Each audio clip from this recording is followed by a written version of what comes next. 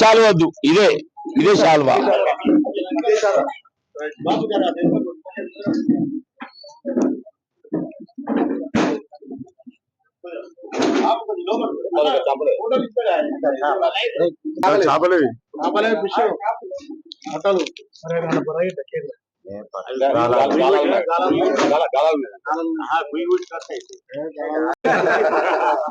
గంగపుత్రుల ఐక్యత, గంగపుత్రుల ఐక్యత, మత్స్య కార్మికుల ఐక్యత, మత్స్య కార్మికుల ఐక్యత, మత్స్య కార్మికుల ఐక్యత. చలో దానిలో సంచలు ఏంటండి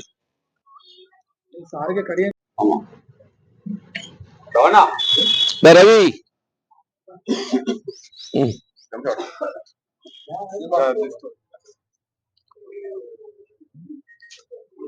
రాజు కొద్ది పెట్టు.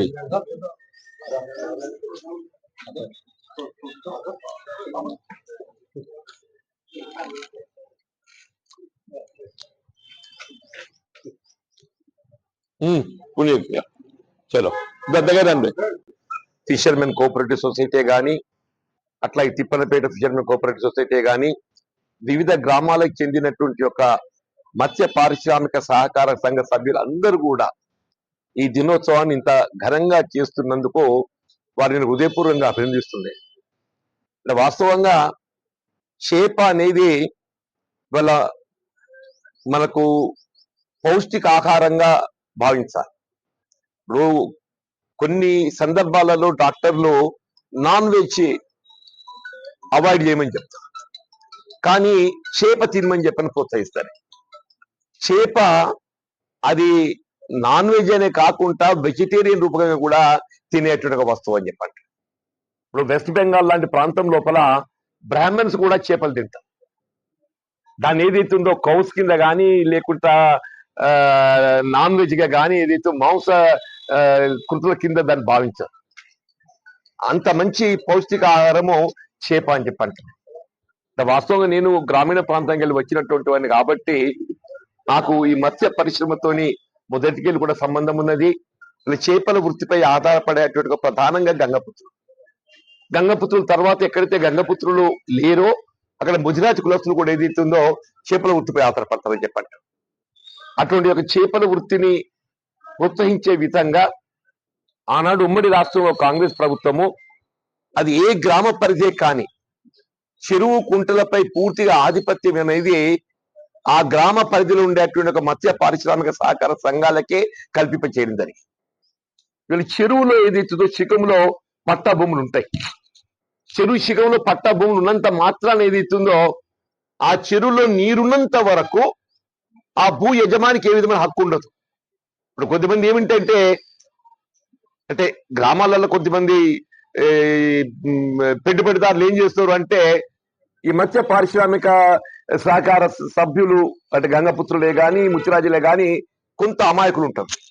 వాళ్ళు తెలిసి తెలియని తను ఉన్నప్పుడు ఏదైతుందో దీని అడుగున మునిగే భూమి నాది, దీని హక్కు నాకే ఉంటుంది చెప్పి బెదిరి తదుపరి కూడా బఫర్ జోన్ ఉంటుంది. మళ్ళీ ఆ బఫర్ జోన్ లో కూడా ఏ విధమైన నిర్మాణాలు వచ్చే అవకాశం లేదు. మీరంతా అమాయకులు అని చెప్పంటారు. వాడు ఏమంటాడు, నా పట్టా భూమి కదా నీకేమవుతుందని చెప్పంటాడు. అది పట్టా భూమే కానీ ఏదైనా కానీ మేము చెప్పంటున్నా చెరువు ఎఫ్టీఏ లెవెల్ తో పాటుగా బఫర్ జోన్ లో కూడా ఏ విధమైన నిర్మాణం వచ్చినా కానీ అది అక్రమ నిర్మాణంగానే పరిగణించడం జరుగుతుంది చెప్పండి. అటువంటి ఉదంతాలు మీకు ఎక్కడ కాలం ఇచ్చినా కానీ నా దృష్టికి తీసుకురండి, తప్పగా మీకు అండగా నిలబడతా. అవి తొలగింపు చేయడానికి కూడా చర్చలు చేపడతారు. నేను చెరువులు కుంటలు పొందుతున్నా. ఇంకొకటి చెప్తున్నాను నేను, అంటే వాస్తవంగా ఇది ప్రభుత్వ బాధ్యత. ఇప్పుడు చెరువులో నీరు చేరుకుంటది, కానీ ఆ నీరు కలుషితం అయిపోతుంది. ఆ నీరు కలుషితం కావడంతో ఏదైతే చేప అనేది ఏదైతుందో ఆహార యోగ్యంగా ఉండటం లేదే. ముఖ్యంగా మన ముప్పార చెరువు ఉన్నది. మన ముప్పార చెరువు ఏదైతుందో డ్రైనేజ్ నీరంతా ముప్పార చెరువుకి రావడంతో ఏదైతుందో నీరంతా కలుషితమైపోయి చేప మనకు అనుకున్న స్థాయిలో వృద్ధి చెందడం లేదు. పాపం వాళ్ళు చాలా ఇబ్బందులు ఎదుర్కొంటున్నారు. చెరువులు కుంటూ ఉన్నాయి అనేది ఏదైతుందో డ్రైనేజ్ వ్యవస్థ మురికి నీటిని నిల్వ చేసడానికి కోసం కాదు. చెరువులు కుంటలు అనేది ఇటు రైతాంగానికి సాగునీరు అందింపజేయడం ఒక లక్ష్యం. రైతాంగానికి సాగునీరు అందింపజేయడంతో పాటుగా ఆ జల సంపదపై ఆధారపడేటువంటి మత్స్య కార్మికులు, గంగపుత్రులే కానీ గంగపుత్రులు లేని కానీ ముద్రాజులే కానీ ఎవరే కానీ వాళ్ళ హక్కు ఆ చెరువులు కుంటలు వాటిని నిలబెట్టుకునే నిలబెట్టుకునే బాధ్యత ప్రభుత్వం అని చెప్పంటున్నారు. ఇప్పుడు మూసి పరివాహక ప్రాంతాన్ని ఏదైతే ప్రభుత్వం ప్రతిష్టాత్మకంగా తీసుకొని దాన్ని శుద్ధి చేయాలని చెప్పి తలుస్తున్నది. కొంతమందికి ఏది ఇస్తుందో ఇదేదిరా అనుకుంటుంది. అంటే వాస్తవంగా కూడా కొంతమంది నిరుపేద వర్గాలు అక్కడ నివాసిత కావలసినటువంటి వసతులు ఏర్పడి ఉంటుండొచ్చు. దీని హక్కు నాకే ఉంటాయని చెప్పి బెదిరించే ప్రయత్నం చేస్తారు. కానీ మీకు నేను ఏదైతుందో ఖచ్చితంగా చెప్తున్నాను, అది ఏ చెరువే గాని ఏ కుంటే గాని అందులో జల సంపద నీరున్నంత వరకు దానిపై హక్కు అనేది ఏదైతుందో కేవలం మత్స్య పారిశ్రామిక సహకార సంఘ సభ్యులకి ఉంటే తప్ప ఏ భూ యజమానికి ఉండదు అని చెప్పి చెప్తున్నాను. అటువంటి పరిస్థితి మీకు ఎక్కడ ఎదురైనా కానీ నేను మీకు మత్స్య పారిశ్రామిక సహకార సంఘ సభ్యులు గంగపుత్రులే కానీ గంగపుత్రులతో పాటు ముద్రాజులే కానీ ఎవరైనా కానీ చెప్పంటున్నా మీకు నేను అండగా ఉంటాను చెప్పంట. ఇప్పుడు మిత్రుడు రజనీకాంత్ తెలియజేసినట్టు చాలా వరకు చెరువులు కుంటలు ఇదితో కుదించబడుతుంది. అందులో మట్టి పోసి గృహ నిర్మాణం చేసే ప్రయత్నాలు కూడా చేయడం జరుగుతుంది. వాస్తవంగా రాష్ట్ర ప్రభుత్వము ఇలా గౌరవ ముఖ్యమంత్రి రేవంత్ రెడ్డి గారు ఈ హైడ్రా అనేది కొద్దిమంది పెట్టుబడిదారులకు ఏదైతుందో కంటయింపుగా ఉండొచ్చు. కానీ చెరువులు కుంటలు ఒకప్పుడు ఏదైతుందో వాటి అన్నింటినీ ఆక్రమించుకొని నివాసిత యోగ్యంగా మార్చుకునే ప్రయత్నం చేస్తుంటే ఆ చెరువులు కుంటలు అన్నింటినీ పునరుద్ధరించాలని చెప్పాలి. జలాశయాలన్నీ పునరుద్ధరించాలి. ఆ ఆలోచనతో హైడ్రా తెరపైకి పట్టుకొచ్చింది. ఆ ఆలోచనతోనే హైడ్రా తెరపై పట్టుకొచ్చింది. హైడ్రా అనేది ఏది ఇస్తుందో మీ అక్రమ నిర్మాణాలను తొలగించడం కాదు, ఇతరత్ర అక్రమ నిర్మాణాలు ఎక్కడ ఏమున్నా అది మున్సిపల్ పరిధిలో ఉంటుంది. మున్సిపల్ శాఖ ఏం చేయాలో చేస్తుంది. చెరువులు కుంటలు ఆక్రమణను ఎక్కడైతే చేయాలని ప్రయత్నం చేస్తారో ఇప్పుడు మనం ఎఫ్టీఐ లెవెల్ ఉంటుంది, ఫుల్ ట్యాంక్ లెవెల్ అని ఉంటుంది. ఆ ఫుల్ ట్యాంక్ లెవెల్ వరకు ఏదైతుందో చెరువు యథావిధిగా కొనసాగింప చేయటం రెవెన్యూ శాఖ ప్రభుత్వ బాధ్యత ఉంటుండొచ్చు. వారికి ఏదైతే పునరావాసం కల్పించి మరి పునరావాసం కల్పించడం కూడా ప్రభుత్వ బాధ్యత అని చెప్పి అంటున్నా. పునరావాసం కల్పించి మూసి నదిని పునరుజ్జీవింప చేయడం ప్రభుత్వ బాధ్యత అని చెప్పంటుంది.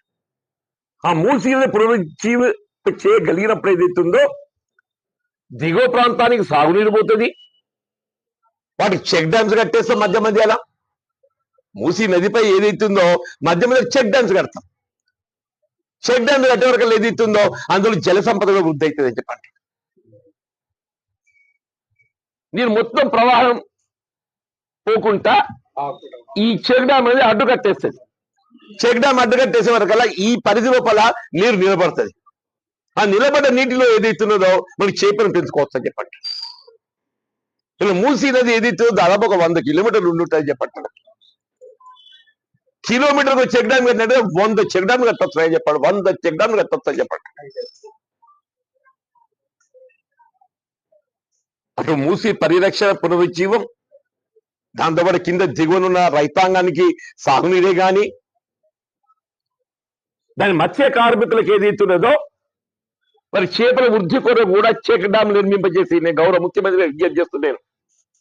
దీన్ని మీరు ఏదైతుందో మూసి పునరుజ్జీవం లోపల ఏదైతుందో 10 కిలోమీటర్ చెక్ డ్యామ్ నిర్మాణం చేయాలి. చెక్ డ్యామ్ నిర్మాణం చేసి నీటిని నిల్వ చేయాలి. ఆ నీటి నిల్వ చేసినప్పుడు ఏదైతుందో అందులో మనం మత్స్య సంపదను పెంచుకునే అవకాశం ఏర్పడుతుందని చెప్పండి. ఇది కుల వృత్తిలో ప్రోత్సహించాలి. ఇప్పుడు అందరికీ చదువు విద్య సౌకర్యాలు కల్పింపజేస్తున్నది. ఈ చదువు విద్య సౌకర్యాలతో పాటుగా మనం ఉపాధి రంగం లోపల ముందు పోయే అవకాశం ఉన్నది. దాంతో పాటుగా సనాతనంగా వృత్తిపై ఆధారపడిన వాళ్ళు ఉంటామని చెప్పి అంటున్నాం. సనాతనంగా వృత్తిపై ఆధారపడిన వాళ్ళను ప్రోత్సహింపజేయాల్సిన బాధ్యత కూడా ప్రభుత్వంపై ఉంటుంది. కుల వృత్తులు గీతా కార్మికులు ఉన్నారే, ఉదాహరణ చెప్పండి. గీతా కార్మికులు ఉన్నారు, వాళ్ళ కుల వృత్తి ఉన్నది మనలాగే, వాళ్ళని కూడా పరిరక్షింప చేయాలి. శాతవాహన కుమ్మరి ఉన్నారు, విశ్వ బ్రాహ్మణులు ఉన్నారు. ఏ కులం లేకున్నా కానీ ఏదైతుందో సమాజం లేదు. వెళ్ళి సమాజ నిర్మాణం అనేది ఏదైతుందో కుల వృత్తులతోనే నిర్మాణం అవుతున్నది. ఇలా వడ్రంగి లేకుంటే ఇంటి నిర్మాణం అనేది లేదంటుండే. నిజమాబద్ధమే. కమ్మరి వాళ్ళు వెల్డింగ్ అంటున్నారు. వెల్డింగ్ అంటే ఏంటి? కమ్మరి వాళ్ళని చెప్పంటున్నాను. వెల్డింగ్ అంటే కమ్మరి వాళ్ళని చెప్పంటున్నాను. వాళ్ళే కూడా భవన నిర్మాణం లేదు అని చెప్పంటున్నా. విశ్వబ్రాహ్మణులు అని చెప్పంటున్నాను. విశ్వబ్రాహ్మణ్ అంటే బంగారం వృత్తిపై ఆధారపడే వాళ్ళు ఉంటారని చెప్పంటున్నా. నగలు నష్టం చేసిన వాళ్ళు ఉంటారని చెప్పంటున్నాను. కుల వృత్తులకు ఉండే ప్రాధాన్యతను మనం గుర్తించాలి. కుల వృత్తులు పరిరక్షించుకోవాలి. కుల వృత్తులు పరిరక్షించుకుంటూనే వాళ్ళకి కావాల్సిన విద్యా సదుపాయాలు మెరుగుపరచాలని చెప్పండి. విద్యా సదుపాయాలు మెరుగుపరిచి వారికి కావాల్సినటువంటి ఉద్యోగ సౌకర్యం అని చెప్పంటున్నాం. స్వయం ఉపాధి పథకాలు అని చెప్పంటున్నాను. రాష్ట్ర ప్రభుత్వం ముఖ్యంగా కాంగ్రెస్ పార్టీ ఆలోచన విధానం దయచేసి మీరు గుర్తించాలి. రాహుల్ గాంధీ గారు ఏదైతుందో వీళ్ళ కుల గణన అనేది ఏదైతే చేపట్టడం జరిగిందో దీని యొక్క ఆలోచన విధానం అనేది మన సమాజంలో మన